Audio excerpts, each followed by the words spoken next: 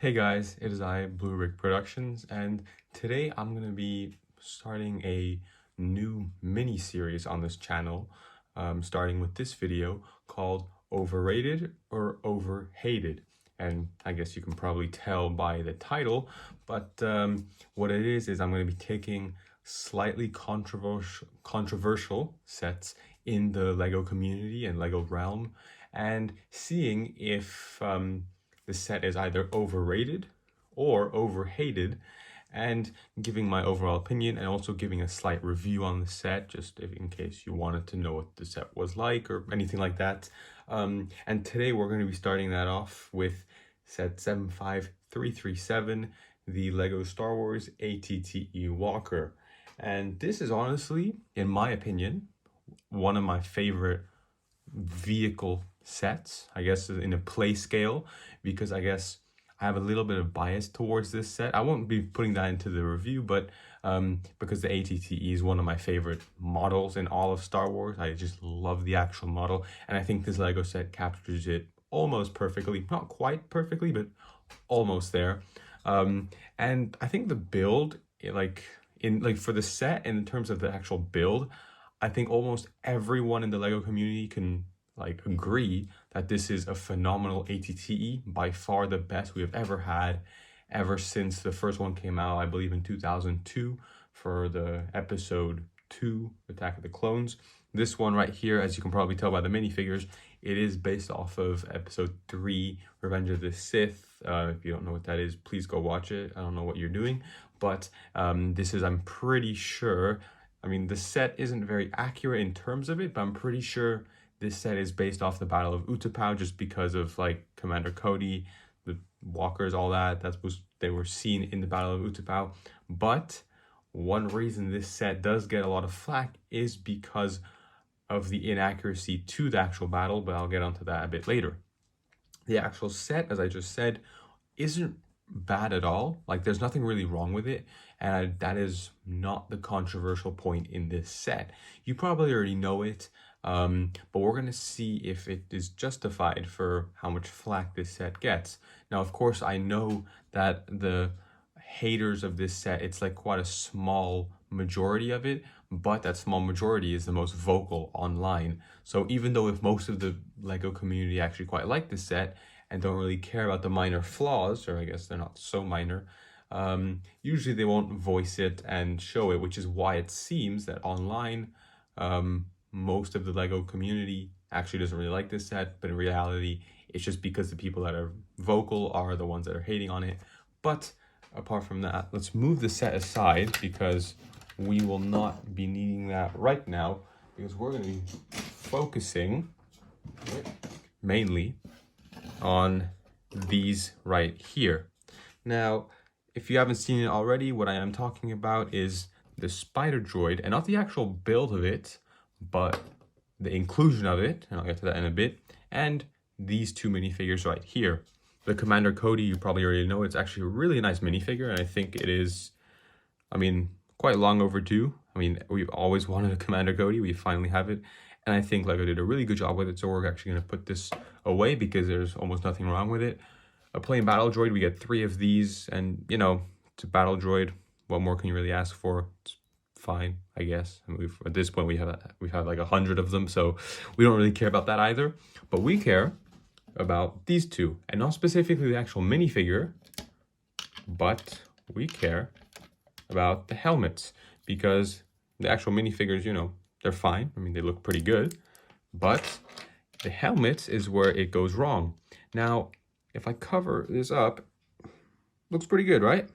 But then you see the helmet holes. That is probably one of the most controversial and hated thing about this set and future clone sets to come, because if you don't know, or if you haven't really been active in the LEGO community, the helmet holes are extremely hated on.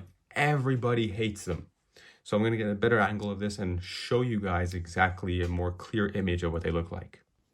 So here they are a bit more up close, and for the clone gunner, it actually looks pretty good, but then the helmet hole really it just takes away from the whole look and makes it look a bit more bulky than it really should. And if you had like a normal clone helmet, it would look so much better. Now, I do understand they did this for play purposes and for kids, but I think it would still be quite annoying because you're not going to have like a visor or a rangefinder on every single clone. And when you don't, it looks really bad. And even if you just have one rangefinder on one side and then left it play on the other, it just looks weird. And I think the area where Lego went wrong is here. You can see that there are two sort of holes, one hollow, one not. And I think that the unhollow hole is where it should be, and where there was previously no hole on the clone helmets. That's where it should have been, but for some reason, I have no idea why, they put it above that. And now it just looks really weird. And if you try to put a rangefinder or a visor, it just looks quite awkward. I mean, Commander Cody looks fine, but it's higher up than it should be. And I didn't know why they just removed the unhollow hole and just left the normal one and then pushed it down a little bit. That would look a lot more like accurate, but also just better, because they've been doing helmet holes forever now with the Phase 1 clone troopers, and they've been getting it right almost every single time. Now, I really don't know what they were thinking with this, because at least for this one, I mean, it's just the helmet holes, but for the 212th clone trooper, I think, yeah, this one, I don't know if you can tell, you probably can't tell, like, immediately, but because of the helmet holes, because previously they got it right, the print, there should be like a little pointy edge with the orange over there, but it's pushed down, and it's also widened a little bit. It's quite hard to tell if you're not like a diehard Lego Star Wars fan.